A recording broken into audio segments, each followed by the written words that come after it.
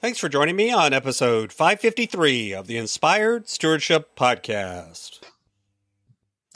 I'm Robert Farrington from thecollegeinvestor.com. I encourage you to be inspired to become a better steward through financial wisdom by listening to this show, the Inspired Stewardship Podcast with my friend Scott Mader.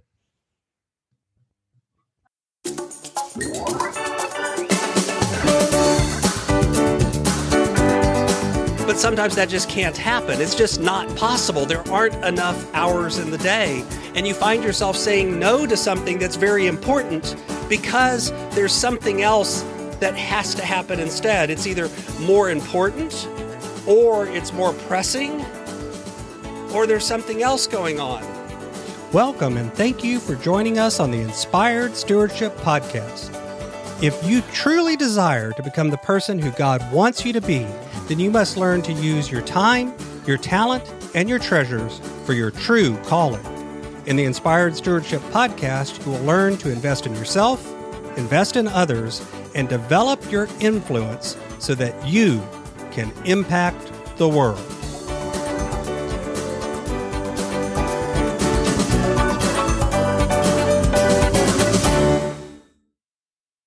In today's episode about impacting the world by stewarding your time, I talk with you about why this expression is one that simply isn't true, what you should think about instead, and how to do things to rebalance the time that you do have.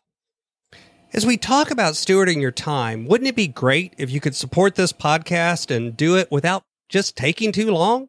Turns out you can't. All you have to do is use inspiredstewardship.com/Amazon when you're ready to make a purchase via Amazon, and a small commission will come back to support the show just that quick. If you enjoy the show when you are ready to buy from Amazon, just use inspiredstewardship.com/Amazon. Making time. It's one of those expressions that's always sort of frustrated me when I hear people use it. I'm going to make time for this. I'm going to make time for you. I'm going to make time for myself. You hear people say this all the time. And don't get me wrong. I understand what people actually mean by that. They don't actually mean that they're going to create time. But that's what bothers me about it, is there is this sort of implied statement there that you're creating time for something. And the truth is, time is one of those things that I think it's important to recognize deep down emotionally that we cannot create time. We all have the same 168 hours a week to do things with. We all have the same amount of time each day to do things with. It's not about creating time. It's not about making more time. Now, granted, you don't know how much time you have on this earth. Any of us could go at any moment in time. And that's even more why it's important to grab a hold of the time that you have and to do things with it that you really want to do. Things where you won't look back later and feel guilty or frustrated or upset with yourself that you didn't do the things that were the most important. And instead, you wasted time on things that you later regret. The expression making time at a fundamental level is just never true. You cannot make time. If you do have that power, let me know, because I want to become your friend so that you can help make time for me as well and allow me to do more. I wish I had a magic machine that allowed me to have an extra day each week to get things done, but we don't. So I think it's important emotionally that you reframe making time and instead begin to think about this in terms of making a priority.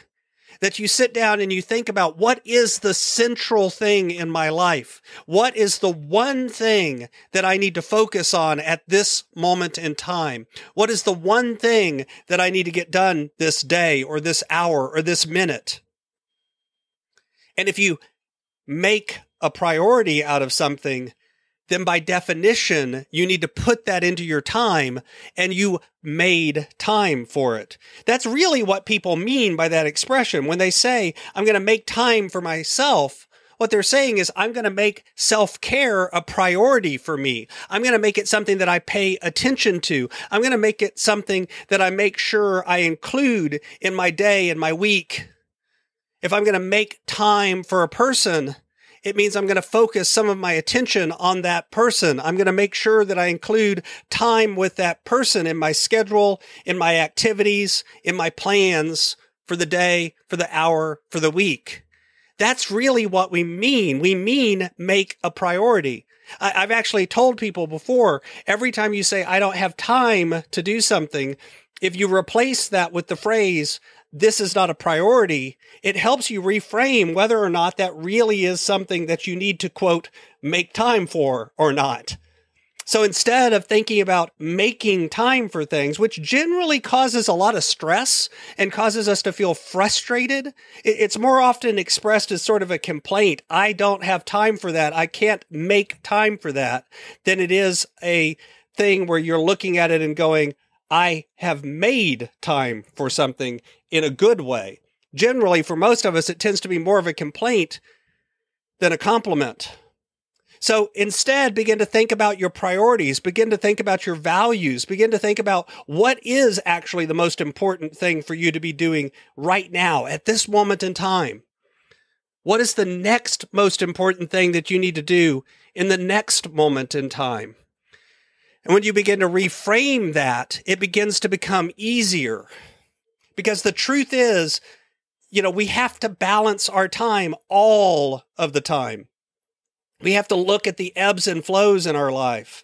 There are times where I'm very available for people and able to help out and spend time with people, but I can't do that each and every day. And sometimes I'm having to say no to something or someone that's very important to me. And I feel guilty and I feel shameful and I feel like I should not have done this, that there has to be a way of making enough time so that I can fit all of these things that are equally important into my life. But sometimes that just can't happen. It's just not possible. There aren't enough hours in the day. And you find yourself saying no to something that's very important because there's something else that has to happen instead. It's either more important, or it's more pressing, or there's something else going on. Sometimes it's because you have to take care of yourself. You have to say no to someone else. Sometimes it's because you have to take care of something else that you have to say no. But saying no becomes a very important step in rebalancing your time. And what's interesting is if you find yourself saying no to something over and over and over again, then perhaps that thing is no longer a priority, no longer something you want to include in your life, and you can eliminate it. If, on the other hand, it is something that's very important to you and very important that you keep in your life, but you occasionally have to say no, then hopefully over time, you can find a way to balance that and you can say yes more than you say no. That's how we begin to reprioritize and rebalance the way we spend time. It's slowly, over time. It's incremental. It's not all at once. Of course, it can be hard sometimes when you're dealing with other people, especially if you're dealing with people who are very important to you, who you care about, who you love deeply, because it's never easy to say no to someone you care about. And sometimes you have to, and that can always hurt, and it can hurt the other person too. And that's where you hope that, the two of you together, you can come to a mature relationship. And no, I'm not talking about anything that's happened in my own life or anything else, but this is the sort of thing that goes on all of the time. I see clients who are dealing with it. I have dealt with it in my own life at various times. I see friends and family members who deal with it, where it's a struggle to balance your time because you want to say yes to everything. But the key is to focus on those things that you can say no to. Not in a bad way, but in a good way. Doing these things, making choices is always about saying yes to the most important things and then saying no to everything else. And it shouldn't be all the time that you say no to the exact same things unless you have identified that that thing is no longer central, no longer important. It's something that needs to be eliminated. And then you can say no all of the time. You can say no permanently. and delegate it or dump it or get rid of it, eliminate it in some way from your life. But more often than not, instead, what you find is balance is about ebbs and flows. Balance is about give and take. Balance is about sometimes you're saying yes to something and sometimes you're saying no.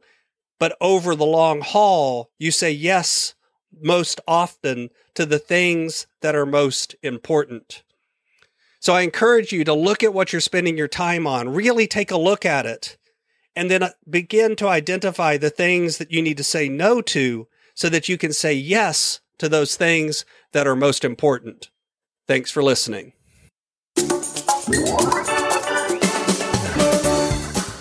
Thanks so much for listening to the Inspired Stewardship Podcast.